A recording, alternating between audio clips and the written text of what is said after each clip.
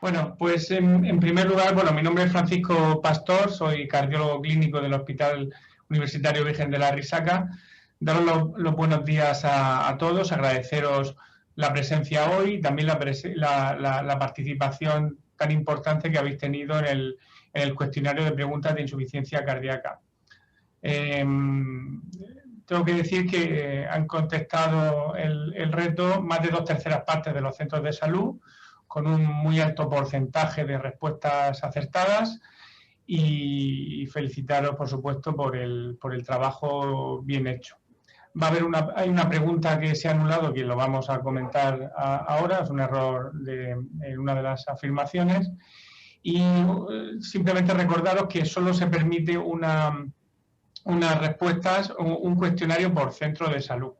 Es decir, que si hay duplicidades, pues no se dará por válido a dicho centro.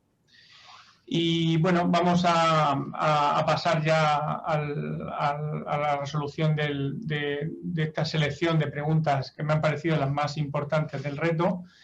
Y bueno, vamos a tener unos 20 minutos, van a ser unas 10 preguntas de las 20, unos 20 minutos, 25 de charla, y por supuesto que me podéis preguntar al final de la presentación dudas que os hayan surgido, comentarios, y bueno, y al final, tanto de viva voz como por chat, me podéis hacer esas preguntas. Bueno, vamos a pasar a una de las primeras preguntas, que en concreto la número 1, que habla sobre temas generales de epidemiología e importancia de la insuficiencia cardíaca en general en nuestro medio. Y dice así, que la mayor parte del gasto sanitario en la atención en la insuficiencia cardíaca se consume en dispositivos de asistencia ventricular y tratamiento de sistema eléctrico del corazón, o bien en ingresos, o bien en tratamiento ambulatorio, o bien el gasto se centra en trasplante cardíaco, ¿no? Y la respuesta correcta era que la mayor parte del gasto sanitario se consume en los ingresos hospitalarios. Y bueno, aquí para apoyar un poco lo que hemos comentado, en qué nos basamos, hay muchos ejemplos, pero bueno, hemos sacado uno del año 2014, una revisión un trabajo que hicieron unos compañeros de cardiólogos, y que se vio pues que precisamente lo que tenéis aquí subrayado, ¿no? Fijaros que en medicación, que la medicación es pues bastante costosa, son pacientes polimedicados, pacientes con insuficiencia cardíaca, se gastan aproximadamente un 30% de la partida total del coste es en medicación, ¿no?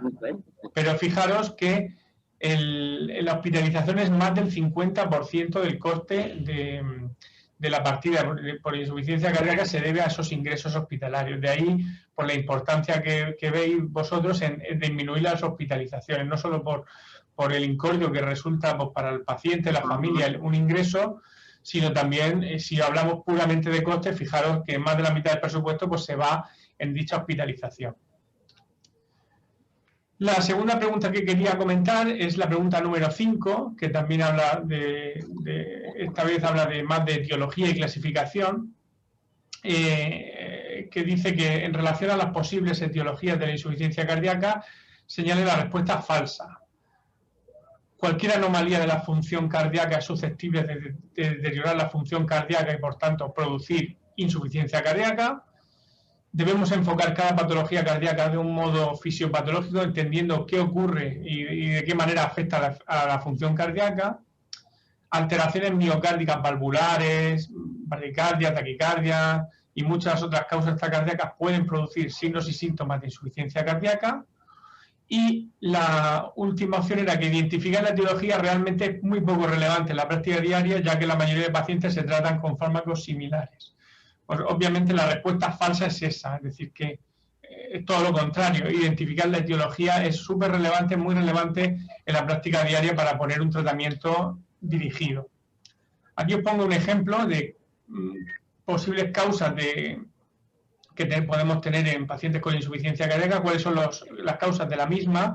Fijaros que es un listado grandísimo desde la enfermedad coronaria, hipertensión, enfermedad valvular, arritmia, miocardiopatías, infecciosas, o sea, 1000 causas, y lógicamente uno no puede tratar todas estas causas con 3 o 4 medicaciones estándar, sino que muchas llevarán tratamiento de fondo, pero hay que reconocer que el tratamiento dirigido muchas veces no solo complementario, sino que es definitivo en muchas enfermedades de este tipo, ¿no? Por ejemplo, si el paciente tiene enfermedad coronaria severa, grave, pues la revascularización sería uno de los puntos fundamentales aparte de la medicación. Si tiene una taquicardia a 170 latidos por minuto que le ha causado disfunción ventricular, lógicamente el control de ritmo o control de frecuencia cardíaca es el aspecto fundamental, aparte de otras consideraciones. Igual que si una cosa, os pediría que os silenciarais porque estoy oyendo ruido de fondo, ¿vale? En pacientes, por ejemplo, con enfermedades infecciosas o miocarditis, pues el tratamiento específico sería un tratamiento, digamos, de primera línea, ¿no? Es decir, que realmente hay que buscar la etiología porque realmente el tratamiento dirigido puede ser muy, muy eficaz. Vale, en cuanto a la etiología y clasificación, que la tenéis ahí, otra pregunta. Esta es la pregunta que se ha anulado, y es importante de todas maneras comentarla porque es importante el concepto que subyace a esta pregunta, ¿no? Esto es la clasificación de insuficiencia cardíaca por perfiles y es simplemente identificar de una manera rápida qué paciente tenemos delante porque el pronóstico va a cambiar en función de la forma de presentación. Y dice así, ¿cuál es la respuesta correcta, no? El perfil caliente y seco es el de peor pronóstico. Esa sería falsa porque el perfil caliente y seco realmente es el paciente compensado. Lo de caliente y seco hace referencia, si es frío o caliente, hace referencia al estado de perfusión del paciente, es decir, un paciente que está frío está hipoperfundido, un paciente que está pues, con una temperatura de la piel normal que se denomina caliente, es un paciente bien perfundido, ¿no? Y lo de húmedo y seco simplemente es el grado de congestión, es decir, que un paciente que está bien perfundido, caliente y seco y está eubolémico es el paciente compensado, es decir, que no puede ser nunca un paciente de peor pronóstico que las otras opciones. El perfil frío y húmedo es el de peor pronóstico, esa es falsa porque precisamente es la de peor pronóstico, porque frío es un paciente que llega hipoperfundido y encima congestivo, es decir, que es el paciente típicamente en shock cardiogénico, sería el de peor pronóstico. Y la tercera opción, esta clasificación carece de valor para el abordaje inicial de los pacientes con insuficiencia cardíaca, es falsa, pues porque realmente estamos viendo que te permite delimitar qué pronóstico a priori puede tener ese paciente con una exploración muy rápida. Y la opción que debería ser es el perfil frío y húmedo es el de peor pronóstico. Esa sería la respuesta correcta, ¿no? Aquí tenéis gráficamente lo que hemos comentado, paciente congestivo o paciente hipoperfundido. Fijaros que la presentación clásica, afortunadamente, los pacientes con insuficiencia cardíaca que podéis ver en servicios de urgencias o incluso en la consulta, es un paciente caliente o warm, templado, digamos, o sea que bien perfundido y húmedo, ¿no? Afortunadamente, la situación de peor pronóstico, que es el shock cardiogénico, paciente que te llega frío, pálido, con alteración del estado mental, hipoperfundido y a la vez congestivo, el shock cardiogénico solo se produce aproximadamente en un 10% de los casos. La mayoría de pacientes vienen con una presentación clásica, digamos, bien perfundido y húmedo. Por tanto, ya veis que tiene implicaciones pronósticas esta clasificación. La siguiente pregunta es también sobre etiología y clasificación. En este caso, volvemos atrás a la pregunta número 3. ¿Cuál de los siguientes enunciados es correcto? La primera sería: las guías de la Sociedad Europea de Cardiología introducen un nuevo concepto, que es la insuficiencia cardíaca con fracción de eyección ligeramente reducida, que es aquella con una fracción de eyección de menos del 40%. La segunda opción, la insuficiencia cardíaca con fracción de eyección reducida, es aquella con una fracción de eyección de menos del 30%. La tercera opción, la insuficiencia cardíaca con fracción de eyección preservada, es aquella que tiene una fracción de eyección mayor o igual del 50%, junto con signos y síntomas y presencia de unas anomalías en la eco estructurales o aumento de los péptidos natriuréticos que definen un poco que ese paciente pues tiene las presiones de llenado del corazón elevadas, ¿no? Y esa es realmente la respuesta correcta y ahora la veremos. Y la última opción es que realmente la clasificación de la insuficiencia cardíaca no tiene ningún tipo de implicaciones de cara al tratamiento porque realmente los tratamos a todos igual. Y esa es falsa, como veremos a continuación. Aquí tenéis la tabla de las guías de práctica clínica sacadas de las guías publicadas en agosto, en 2021. Y como veis, divide la insuficiencia cardíaca en 3 grupos en función de la fracción de eyección. Fijaros que la fracción de eyección preservada es la definición que acabamos de comentar, signos y síntomas, fracción de eyección mayor del 50%. Fijaros que es importante lo que he reflejado aquí abajo, que es la fracción de eyección preservada, es la epidemia del siglo XXI, es decir, que muchos pacientes añosos van a caer dentro de este grupo, asociado por supuesto a las comorbilidades también, y encima es un grupo que tiene un tratamiento farmacológico más limitado, como veremos en sucesivas preguntas. Por tanto, pues es importante definir a qué grupo en qué cajón podemos meter a nuestro paciente, porque tiene muchas implicaciones esta clasificación. La fracción de eyección reducida es aquella por definición que tiene una fracción de eyección por debajo o igual al 40%. Y esto es así porque los ensayos de los tratamientos que conocemos todos de la insuficiencia cardíaca, los tratamientos específicos, pues el bloqueo del sistema renina-angiotensina, beta-bloqueo, antagonistas de la aldosterona y ahora el ISGLT2, donde con mayor evidencia han demostrado beneficio es en ese grupo precisamente por debajo del 40%. Por eso se elige ese punto de corte donde hay un tratamiento específico. Y después queda un grupo intermedio donde quizá el tratamiento específico tenga su papel, pero bueno, ya con más limitaciones científicas, ¿no? Entonces, importante recordar la clasificación en función de fracción de eyección en estos 3 grupos y que la fracción de eyección preservada tiene una serie de características diferenciales a la otra, no solo en fenotipo del paciente, es decir, en qué tipo de paciente está dentro de ese grupo, sino que en el tratamiento que recibe. La siguiente pregunta es una pregunta que trata de un aspecto yo creo que importante, que es sobre comorbilidades. Y dice que señala la afirmación correcta respecto a las comorbilidades en insuficiencia cardíaca. La primera opción es que la comorbilidad más frecuente es la diabetes, es decir, que ahí nos puede surgir dudas porque realmente la diabetes es muy frecuente, pero no sabemos si es realmente la más frecuente, ¿no? La importancia de la valoración de las comorbilidades de vida que pueden influir en el proceso diagnóstico, pronóstico y en el manejo clínico de la insuficiencia cardíaca, esa parece que debe ser la opción correcta porque tiene sentido todo lo que dice. Y después ya 2 opciones que realmente pues no son correctas porque dice la primera que en el tratamiento y manejo de los pacientes con insuficiencia cardíaca no se deben tener en cuenta el resto de patologías y las comorbilidades son poco frecuentes en pacientes con insuficiencia cardíaca. Vosotros que veis muchísimos pacientes a diario y muchos de ellos con insuficiencia cardíaca sabéis que son pacientes con muchísimas comorbilidades. Y realmente pues aquí lo tenemos en un trabajo reciente publicado en el año 2020.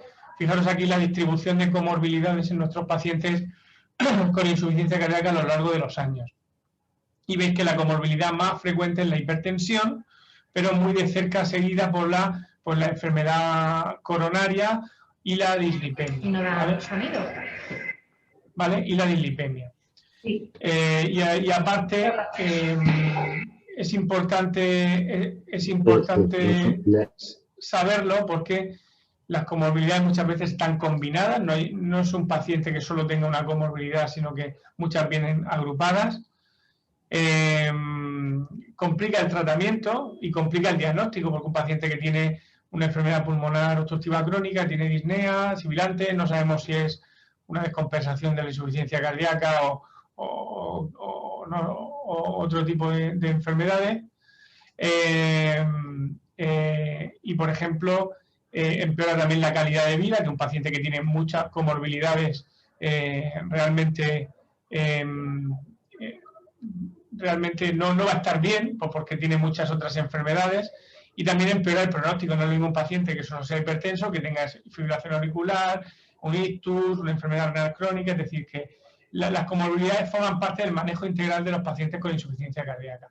Y pongo aquí a la derecha que hay una pregunta también que habla sobre la ferropenia, que es una comorbilidad muy frecuente en insuficiencia cardíaca y también tratable, y veis que nosotros la solemos tratar en las consultas también, porque aparte del estudio etiológico de la ferropenia, ¿no?, de por qué el paciente puede tener ferropenia, en sí misma el reponer con hierro intravenoso a estos pacientes con función ventricular por debajo del 45, si están en ambulatorio, y por debajo del 50, si están ingresados, pues se ha asociado a un beneficio.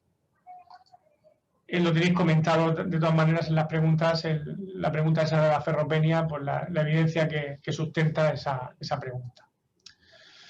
En cuanto al diagnóstico, pasamos ya al apartado del diagnóstico y nos vamos a la pregunta número 8, que en relación a los péptidos natriuréticos señale la opción correcta. El estímulo para su síntesis no guarda relación con aumento de presiones de llenado a nivel cardíaco. Su gran utilidad diagnóstica reside en su alto valor predictivo positivo. La tercera opción, su valor lo tenemos que interpretar en el contexto clínico global del paciente, es decir, que un valor aislado no nos va a decir nada, tenemos que interpretar todo como todo en medicina.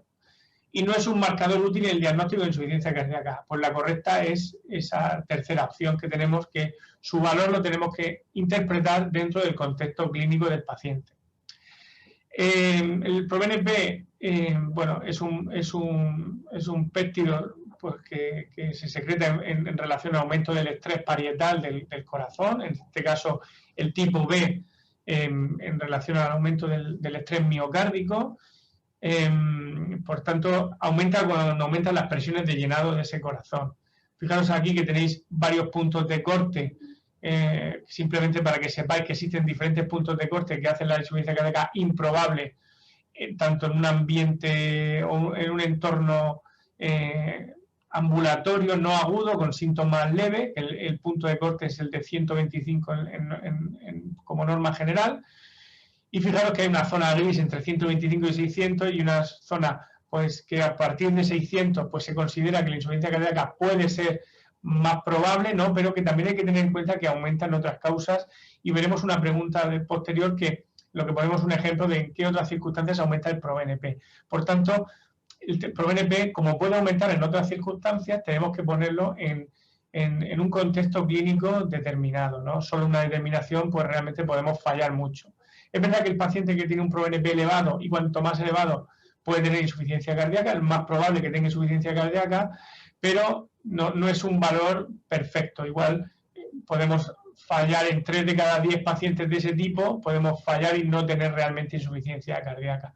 El valor más importante que tiene el ProBNP es un valor predictivo negativo, es decir, que si es normal en un paciente con disnea, por debajo de todos estos puntos de corte que veis, tanto en fase, en un contexto urgente, en el servicio de urgencia, como en un contexto vuestro que estáis en atención primaria, en un concepto pues no agudo, en pacientes con síntomas menos importantes, pues el valor predictivo negativo es más del 99%, con lo cual fijaros qué importancia tiene este parámetro, esta determinación en el diagnóstico de pacientes con insuficiencia cardíaca. Pasamos a otra serie de preguntas de diagnóstico para poner un poco para poner un poco en marcha este algoritmo de diagnóstico de pacientes con insuficiencia cardíaca y ver cómo tenemos que trabajar con una valoración clínica, analítica y la determinación de péptidos para diagnosticar a nuestros pacientes de una forma lógica y ordenada. Una mujer de 83 años con cansancio y fatiga de pequeños esfuerzos, asociada a ortosnea. En la exploración pues tiene edemas en tercio distal y muy leves crepitantes. Es verdad que el paciente, según está puesto en la pregunta, huele un poco a insuficiencia cardíaca, pero te dice la pregunta que señalen las ciertas. ¿Estos datos son suficientes para enviarle al cardiólogo?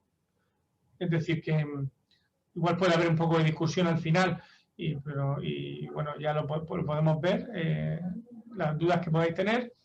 La segunda opción, el cuadro parece claro, una analítica básica no aporta nada relevante, es decir, que solo con la exploración sin nada más ya me basta. Un ProBNP elevado sin más datos analíticos, clínicos o radiológicos es suficiente para un diagnóstico y, por tanto, remitir a cardiología. Esto es lo que hemos comentado en la pregunta anterior. Es decir, que esa no parece correcta porque un ProBNP elevado, pues necesitamos más datos. Y se debe realizar un algoritmo escalonado y ordenado de valoración, empezando por la clínica, analítica, básica y radiografía. Que esa es la respuesta correcta. Y la respuesta correcta en base también al algoritmo que tenéis en CarPrimur de la valoración del paciente con sospecha de insuficiencia cardíaca, que es lo que hemos comentado. Es decir, todo parte de una serie de signos y síntomas compatibles, pero tenemos que descartar causas que se parecen mucho, ¿no? Paciente con fatiga, paciente con un poco de edema, puede aparecer en muchas situaciones y tenemos que un poco hacer una serie de pruebas antes de directamente enviarla al cardiólogo o hacer un diagnóstico. Una cosa es un diagnóstico de sospecha y otra cosa es un diagnóstico definitivo.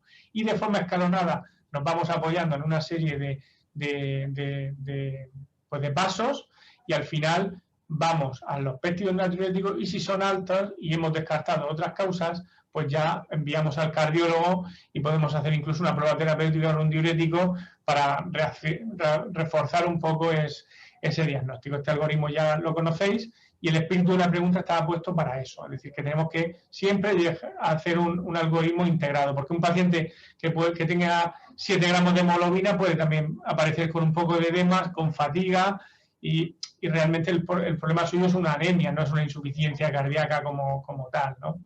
Por eso es importante, más en esta población añosa, pues llevar a todos los pasos. La pregunta número 12, yo creo que ha quedado contestada. Es decir, un paciente que nos enseña, imaginaos que estéis en la consulta vuestra y un paciente se hace una analítica en una consulta privada y le hacen un chequeo general y sale un ProBNP de 675, ¿y qué le podemos decir a este paciente? Pues con este valor ya diagnosticamos al paciente de insuficiencia cardíaca, con este valor excluimos el diagnóstico de insuficiencia cardíaca, debemos contactar urgentemente con el cardiólogo para valoración porque tiene un ProBNP alto, luego tenemos que urgentemente contactar con el cardiólogo o no podemos decirle nada en este momento al paciente y tenemos que integrar este valor con una exploración en anamnesis adecuada para ver por qué. Igual pasamos la página y tiene 3 de creatinina y esa es la causa del aumento del NT-proBNP. Es decir, que tenemos que integrar este valor. ¿Por qué? Pues porque el diagnóstico de insuficiencia cardíaca es un diagnóstico clínico apoyado en otros test, entre ellos el ProBNP. Fijaros que el ProBNP puede aumentar en muchas situaciones, desde causas cardiológicas a causas no cardiológicas. Por ejemplo, un hipertiroidismo, una infección, o pues una cirrosis, el EPOC también puede tener cierto grado de aumento del ProBNP, o la embolia pulmonar, es decir, que realmente el ProBNP puede aumentar en mil situaciones. Con lo cual, de forma aislada, ya se ha repetido que no tiene mucho valor. Y pasamos ya al apartado del tratamiento, que me quedan 5 minutos. Y bueno, la pregunta 18, respecto al tratamiento recomendado en pacientes con insuficiencia cardíaca o con fracción reducida, que recordad que era por debajo del 40%, recordad en la tabla de la clasificación que hemos visto antes, señala la opción falsa. Salvo contraindicación, estos pacientes deberían llevar cuádruple terapia, que es bloqueante de angiotensina, beta-bloqueante, antagonista de aldosterona y SGLT2. Es importante que los fármacos con beneficio pronóstico se den a las dosis adecuadas y puedan titularse si es posible. Los diuréticos son fármacos que controlan la congestión, pero no son fármacos imprescindibles en ausencia de la misma. Y la opción que se ha dado como falsa es que los diuréticos convencionales también han demostrado mejorar la supervivencia y no solo el control de síntomas. Y esa es la respuesta falsa.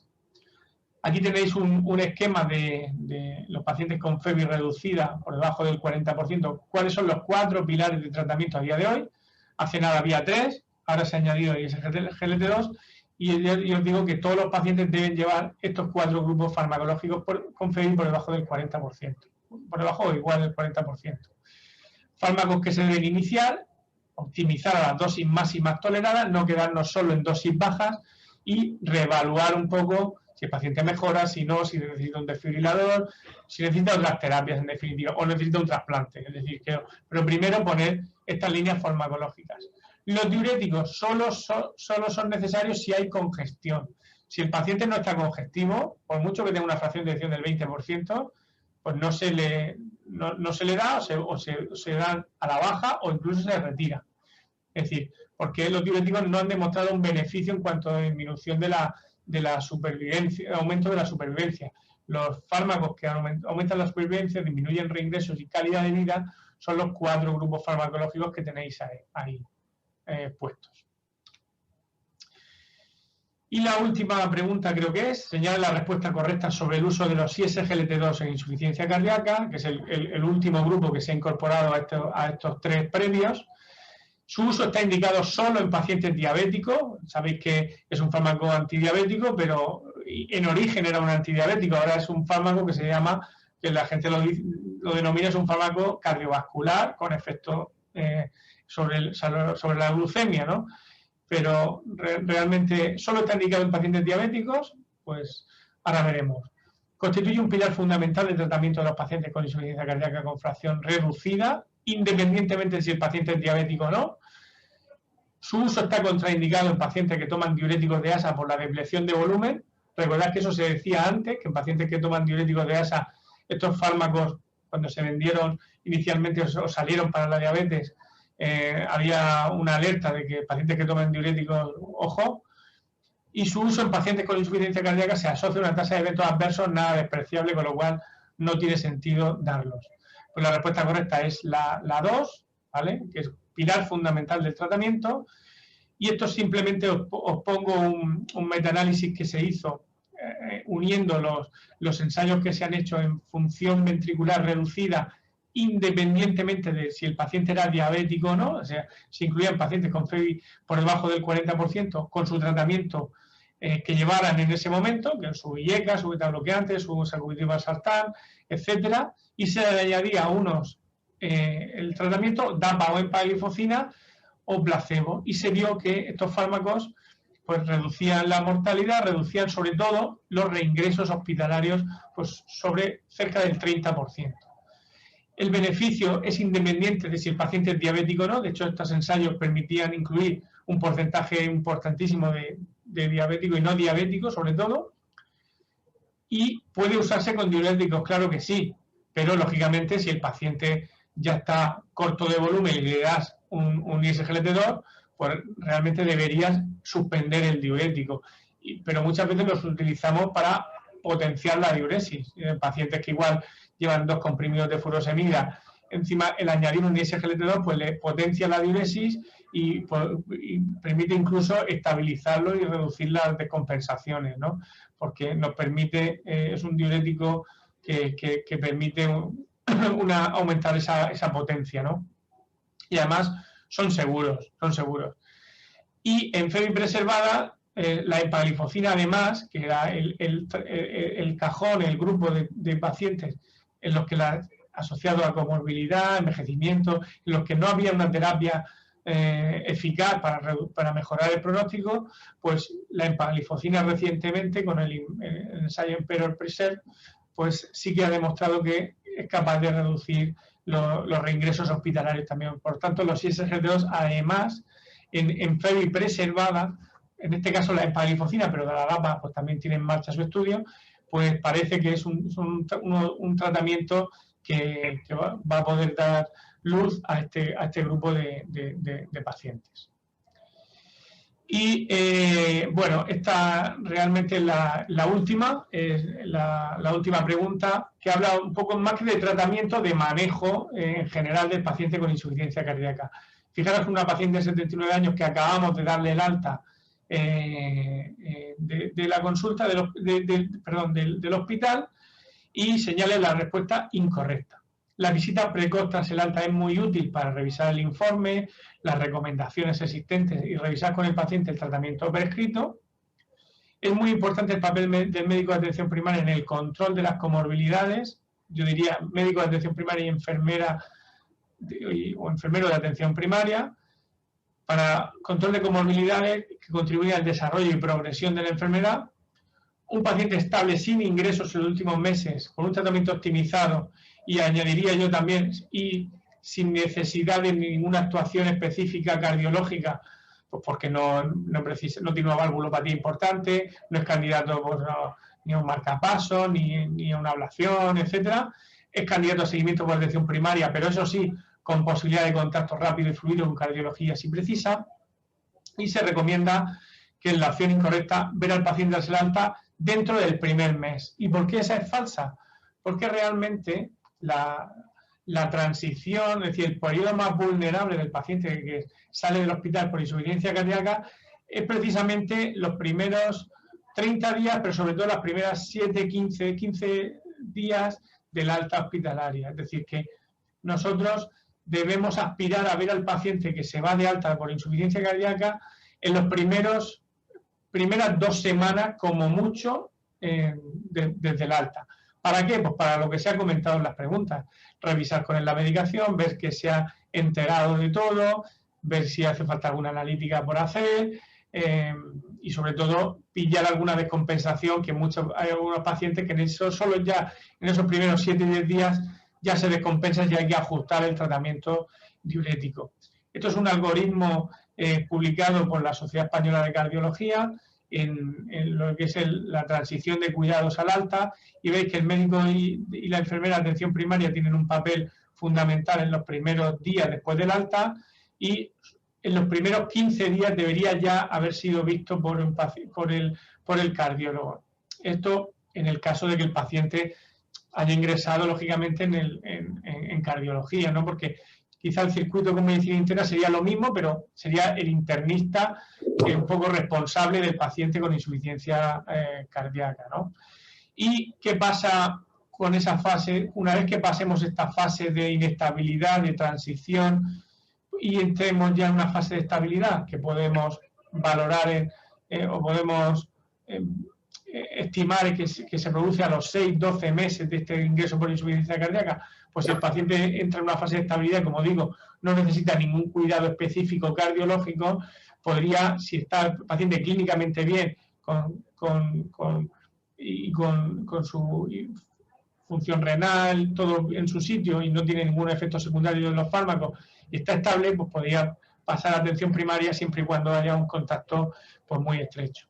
Esta transición realmente varía en función del medio y digamos del hospital o del área de salud donde estéis. Es decir, que lo ideal es que esta transición sea lo más homogénea posible en la región y bueno, hay pues, muchas iniciativas en este sentido, pues sobre todo pues a través de Sergio, que está intentando unificar todo esto con ayuda pues, de todos los profesionales que estamos implicados en insuficiencia cardíaca, para que esa transición sea lo más homogéneo posible dentro del servicio murciano de salud. Que cada uno tenga su papel dentro de esa visita precoz posalta. Y por supuesto el médico y la enfermera de atención primaria tienen que tener un papel importante en esta transición.